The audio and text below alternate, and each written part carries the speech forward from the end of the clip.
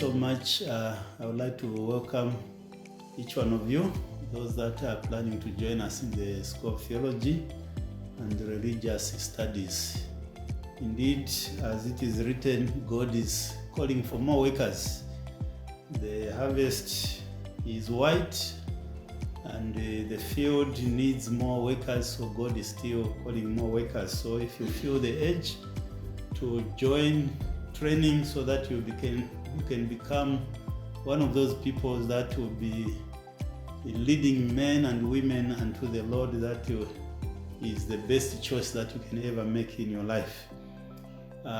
Just some background information that you need to know about School of Theology and Religious Studies. Number one, I'll begin by saying something about the faculty that we have in the School of Theology and Religious Study. I myself am Dr. Edward A. Moyo. I'm the Dean of the school. I have a PhD in the Old Testament, or a PhD in religion with emphasis in the Old Testament. We have our new HOD, new in the office, but not new at Rusango here. This is Dr. John Shumba. He's our newest HOD, that is head of department. The one we had before was Dr. Chulu, who has since retired. He retired on the first month of July. On the first day of July, that's when he retired. Dr. Shumba has a demin in missions and is our HOD. Then we have Pastor Christopher Mlenga. Pastor Christopher Mlenga Mkuka. He has an MA in theology. The other lecturer that we have is Pastor Ian Chinya, who also has an MA in theology. Then we have also Dr. Warren Smatele. He has a PhD in the New Testament. He's also director for extended block release, but he also teaches in the School of Theology and Religious Studies. We also have our chaplain for Rusango University, Pastor Isaac Chiokoma, who has an MBTS, and he also teaches some courses, especially in the New Testament. For this semester that we are going to be with you, we are going to be assisted by some adjunct lecturers who are actually pastors. The first one is Pastor Moses Banda, who is actually the publishing director of the Southern Zambia Union Conference. So he will be teaching some courses, including the course Literature Evangelism, which is his area. We also have Pastor Ambassador Shalubobia, who will also be teaching some courses. Pastor Shalubobia just graduated from AUA. He has a master's in the Old Testament.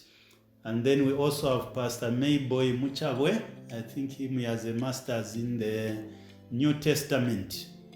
And he's also the stewardship director for the Northern Zambia Union Conference. And then we have our adjunct lecturers. We have Dr. Chulu, who has a demin or a doctor of ministry with emphasis in mission. And also we have Dr. Chibuabwa from Copper Belt. He's a district pastor there, but he has a PhD in religious studies. So those courses that are related to religious studies, this is actually his area. When you come on campus, that will be in December for your exams, and you would want to see us, our offices are found on the second floor. My office is room 2, second floor, room 2. And then we have another office where you find our theology lecturers, that is second floor, room 1. Then coming to the programs that we offer in the School of Theology and Religious Studies, we have one department, but in this department we are offering Bachelor of Arts in Theology. We only offer one program, and this program, however, is divided into two emphases. We have the biblical language emphasis and also the religion emphasis. What do we mean by this emphasis? Those who are doing biblical language emphasis, they will do elementary Greek 1 and elementary Greek 2, intermediate Greek 1 and intermediate Greek 2.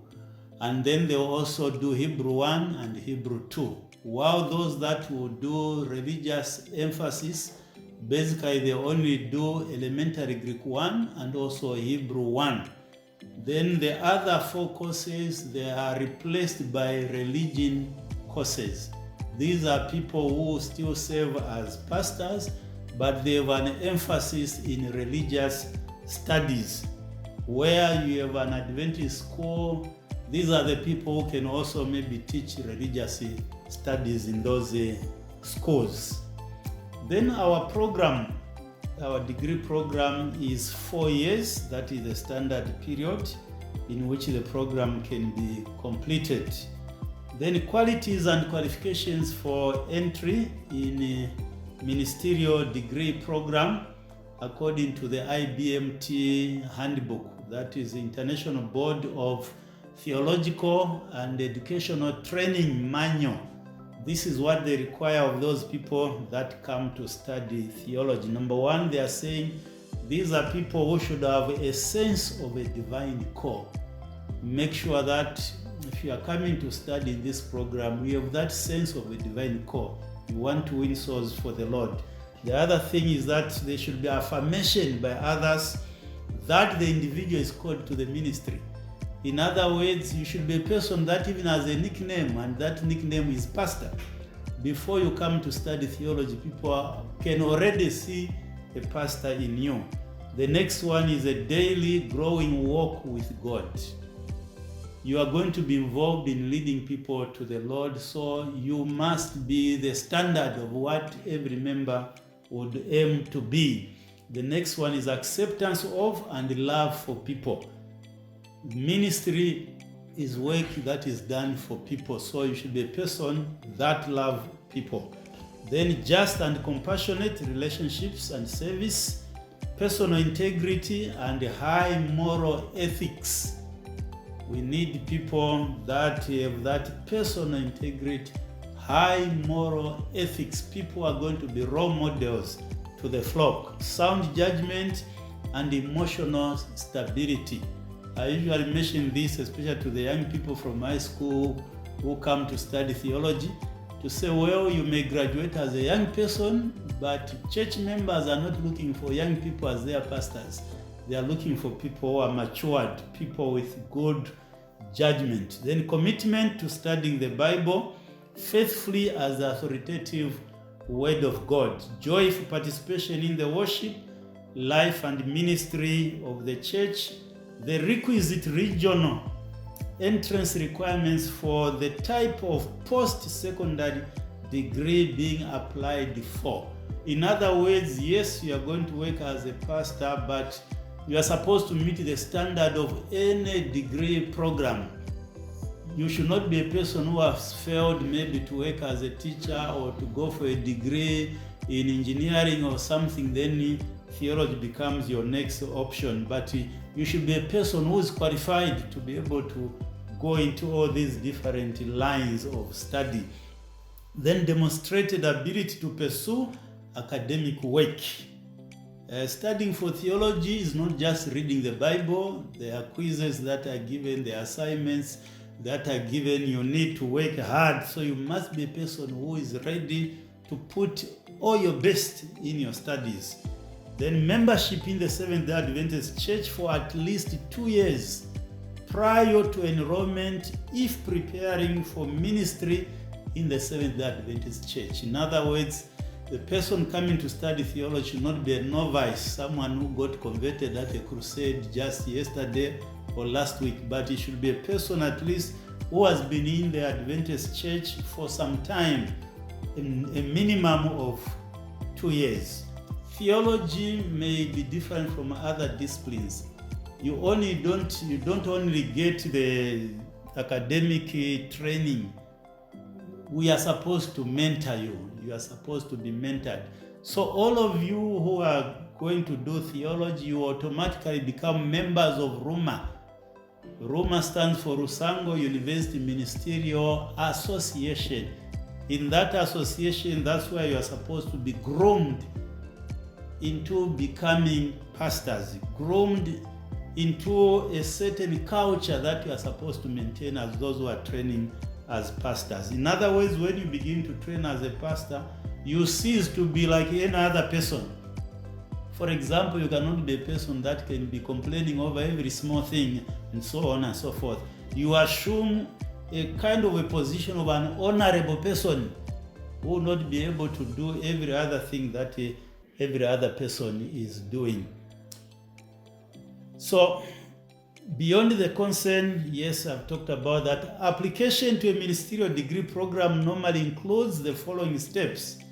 Number one, recommendations from the individual's local church leadership or the board, and from others who know the person well.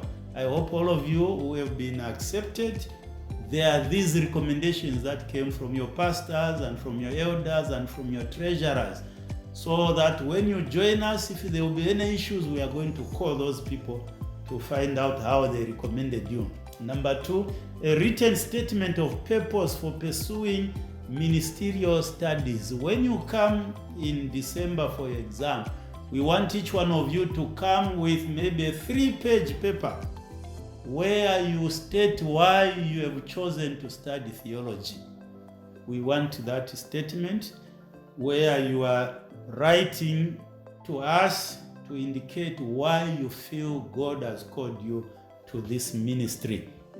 Then the next thing is a selection interview by the educational institution.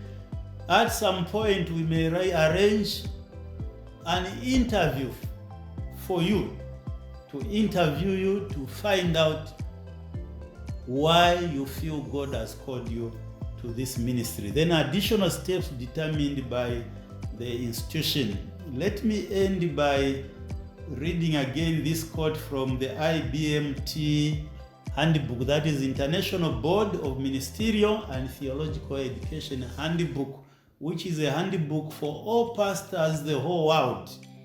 This is what it says about who a minister is. It says, a minister, as understood in the IBMT handbook, is one who is involved in full or part-time professional ministry of the gospel paid for by the church or another institutional entity.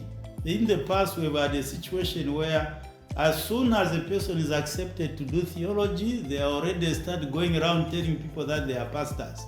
So please, you are not a pastor until you are done with your training and then you have been employed as a pastor. That's when you become a pastor. And this is very important because it will help you to learn. If you assume the position of a pastor right at the beginning, people will think you know everything and they will not try to teach you anything. And so you are going to deny yourself the much needed training that you may need to have from different people. Then this might include a local church or district pastor, a teacher of ministry, theology or religion, a chaplain, or a church administrator.